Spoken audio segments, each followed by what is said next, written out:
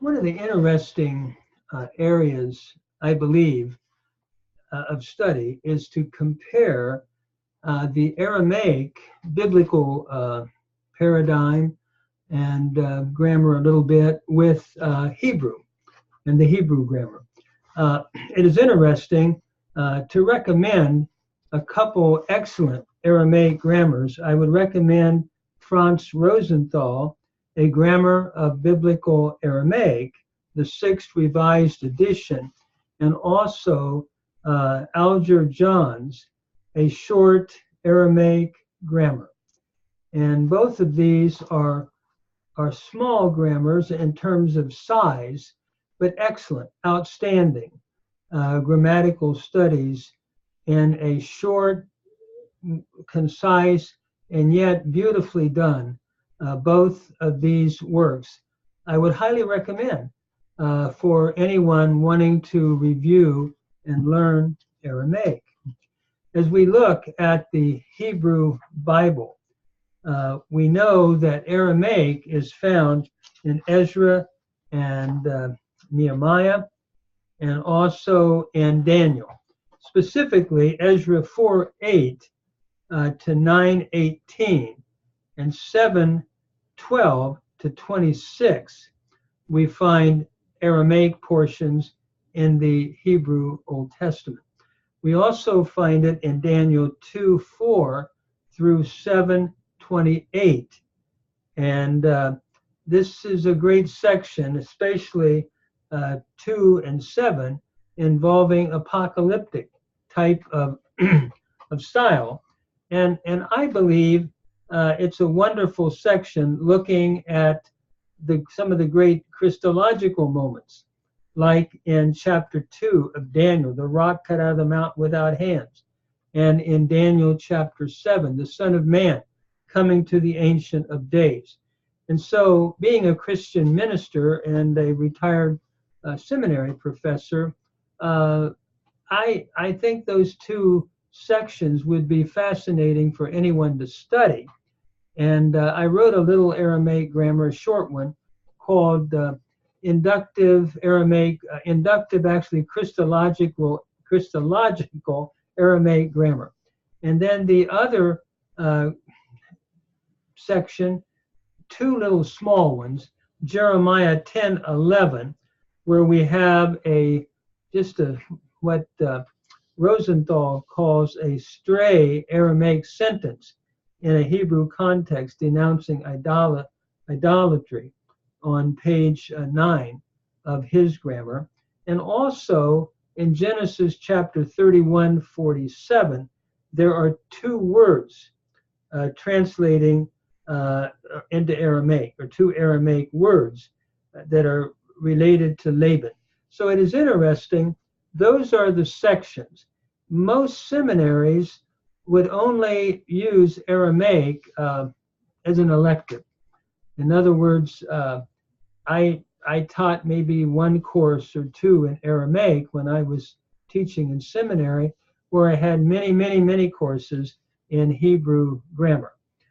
What I would like to do is do a sort of a relation, trying to give a relationship between the paradigms of the regular strong verb in Aramaic, comparing it with the strong verb in Hebrew.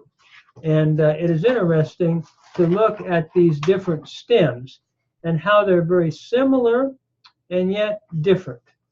So let's begin with the Aramaic perfect of the Pe'al, that if you would check out my own little grammar as well, it can be found on the website under Google Books, under my name, Dr. Gary Statz, and it would be a short inductive Christological Aramaic grammar. At the beginning, I try to give some short deductive grammar points looking at the paradigm of Aramaic. And what I'd like to do now is to do a brief comparison between the two. So first of all, we have the Pe'al, a perfect, which is, we'll use the verb, I'm using the same verb that Rosenthal uses, and it is the verb ketav. And that's a kaf, a tav, and a beit. What you have there is a shavah under the kaf, followed by the pathak, the A class vowel in the second syllable. By the way, Aramaic has the same alphabet as Hebrew, so they use the same alphabet. Then, when you compare Hebrew, this is called the pa'al in the old way of looking at it, or the cow stem. And we have two A vowels, and I'm using a Winegreens verb, shamar. And so ketav is the is the pe'al perfect of the strong verb in Aramaic, and shamar, if we use the verb to keep that Winegreen uses, and you could use katav as well. I believe Lambden uses that in his grammar. So it's an AA vowel pattern, where here it's a shavah pathak vowel pattern in the pe'al. Then we have the pa'al in Aramaic, and that is with an AA vowel pattern, and the example would be katav. And here we have a pathak under the kaf, and then a pathak under the tav. So yes, so we have a doubling of the tav. And the same thing when we look at Hebrew, if we use the verb that Winegreen suggests, which is shiber, there you have a hirik followed by the doubling of the middle radical and a tseri. And so here, looking at this, we have ka tev. Again, it has actually a tseri, ka tev, which is your pa-el form. And again, we double that middle radical. Then we have what is called the hafel in Aramaic. And in the hafel form, we have a hey prefix, hak tev. And what you have here is a hey prefix with a pathak, and then the thematic vowel would be that, and a tseri, hak tev. Looking at the Hebrew, we have hifil, hey prefix, an I vowel pattern, and the verb that Winegreen would use would be higdil, from gadal, to glorify. If you use the verb katav, it would be hiktiv. So it's an I vowel pattern, hirik under the hey, followed by hirik yod, where the Aramaic is hak tev. So it's very close, but different in the vowel pointing. Also, one thing to note when we're looking at a causative, by the way, hafal is causative, and it's like hifil, which is a causative stem. In Aramaic, we have an afel, can I say, where the first radical is an aleph prefix, and an AE vowel pattern, like hak tev. He is caused to write. And again, we do not have that in Hebrew, that aleph prefix, unless we're looking at the first person singular, but it's not a stem. And then, and also in Aramaic, we have the shafel, like shak tev, where we have the sheen prefix, and this also is causative. He has caused to write. So in Aramaic, we have actually three causative stems, one with the hey, one with the aleph, and one with the sheen. Where in Hebrew, it is the hey prefix in an I vowel pattern. As we look further, it is interesting when we think about the imperfect of the pe'al, going back to the first stem, we have yiktuv in Aramaic, yiktuv. And it's interesting when we look at the Hebrew again, and by the way, this is a hirik, yod, hirik kaf, followed by the tav, and the kibbutz under that, yiktuv. When we look at the Hebrew, the imperfect is yishmor.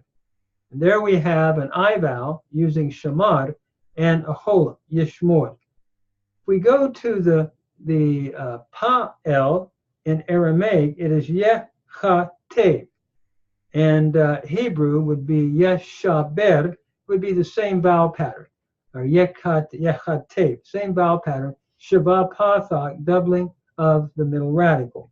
And then when we go to the hafel, it's yehaktev, and when we look at the imperfect, or excuse me, when we look at the hifil, it's actually the hifil perfect would be again hic, or the imperfect, excuse me, would be yaktiv, an AI vowel pattern. Here we have yehaktiv. The hey appears here, where in Hebrew, yaktiv, it has been deleted. It's, there's an elision of the hey. It doesn't appear, but you do have an I vowel pattern, yaktiv, or let's say yagdil, again using the verb gadal, to be great, an I vowel pattern. Here the hey appears, yehaktev. So that's the imperfect. And as we move to further looking at the differences, the pe'al is ketuv. That's the imperative, pe'el, ketuv. And shamor is the imperative. If we're using Hebrew, we have the shava and the holam, the O class vowel. Here we have ketuv, the shava, and the kibbutz, and the short U and the final syllable. Then we have a pa'el imperative, ka-tev. It is interesting, shaber. There we have, or ka-tev, the same vowel pattern in Aramaic, in the pa'el, the intensive part, the parallels, the PL, the same vowel pattern that we have in the PL stem, which should be ka-tev or shaber. Then the hafel is hak-tev, and also ak-tev, and shak-tev. Interesting, hey and aleph, again, in Hebrew imperative, we basically have hak-tel, or hagdel, excuse me, I'm going back to gadal again. We have that hey prefix and your A class vowel followed by your tzeri. So it's basically the same vowel pattern. The infinitive, though, is different. In the pe'al, you have a mem prefix, mik-tav. And that is very interesting, that mem prefix. You, in Hebrew, shamor is your infinitive construct. And so you don't have the mem. But in the pa'al, in Aramaic, you have kat-tava.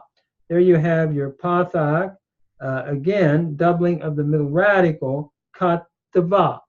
And in Hebrew, the imperative yeshaber, shaber would be the imperative, or excuse me, would be the infinitive. And then we have the hafel infinitive, hak tava, and lehigdio, if we were using the infinitive construct, hagdio, if we were using it in Hebrew. So very interesting. A lot of it's close, but there's some basic differences. The participle in Aramaic is ka-tev. Here we have an A-class vowel under the kaf. It's called pa-el, and actually, as we come to the second syllable, it's a tzeri, ka-tev. And where the cal participial paradigm is shomer. It's an O class vowel followed by a seri. Then the passive is ketiv in the participle in Aramaic, the passive of the pe'al, where the passive in Hebrew is shamur. It's an A with the U between the second and final consonant. And then you have your pa'al active participle in Aramaic, which is mechatav, actually mechatev, trying to read the small print here, mechatev. And where when we look at the Hebrew, let's say we look at the Hebrew piel, meshaber, it's the same vowel pointing. By the way, the mem in Hebrew is used, the mem prefix, for the piel, the pual, the hifil, hofal, and hitpael, a participial paradigm. And the passive of the pa'el is mekatab. Here we have two A vowels for the passive. So it's interesting to see the subtle differences. And then if we do a hafel participle, it's mehaktev, where in Hebrew, if we use the word gadal, we would have magdel. There again, the mem, meh, magdel, the hay has elided. So it's interesting to do a comparison of the two. In the passive form in Aramaic, we have a pe'il, which is ketiv, a shaba hirik yod. And the passive in Hebrew is the nifal, the end stem, nifal. He, let's say, was kept. And so in Aramaic, it's a shaba followed by a hirik yod in the final syllable. And the pual passive is kutav. And again, that is like the Hebrew shubar, if we're using the verb shabar, to break, let's say. That would be he was broken, or he broke. If we were using the passive again in the hifil, it would be yikutab. We would have again a yikatev. I'm trying to do this by memory. So pual here is the passive perfect of Aramaic. And then we have the hufal or hofal, which is hok tav, with the A followed by the kibbutz and the, or the hey, I should say, followed by the kibbutz and the U and the A vowel pattern. So as we look at some of these, we then have one final thing to look at, and that is the hitpael. Hitpael is hitkatev in Aramaic, hit shamer in Hebrew, and then we have a hitpaal. Hitpael and hitpaal is hitkatav. And here you have two A vowels at the end in the final two syllables. And it's interesting, in Hebrew, we have hit as the prefix, hit shamer or hit gadel. And again, it's very similar to the hit pa'el, hit gadel, actually the same vowel pattern. So it's interesting to do a parallel study of contrasting the Aramaic strong verb with the Hebrew strong verb. And a lot of this I've been doing on this video from memory. I would encourage you to get a grammar book like Franz Rosenthal and compare it with Weingreen or Lambden in these different stems back and forth. That would be a good mental exercise as well I think it really will help in preparation for reading a text.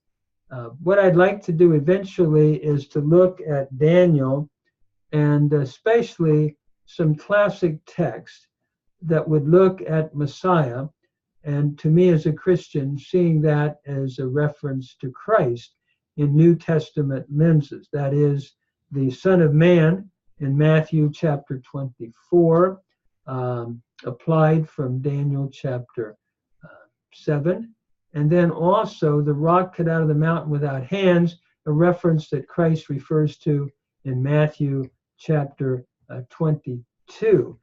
So it is interesting to study these things and to think about them, and eventually I would like to do some inductive work in the area of Daniel, especially Daniel 2 and Daniel 7, and how that the texts that have to do with Messiah will be utilized in the New Testament writings. So it's interesting to do a comparison of both of these languages in their verbal system, which is very similar in a lot of ways, but with some subtle differences that I would encourage you to think about and get the grammars out and do a comparison. And then as later on, as we begin to do some inductive work, I think it would really help.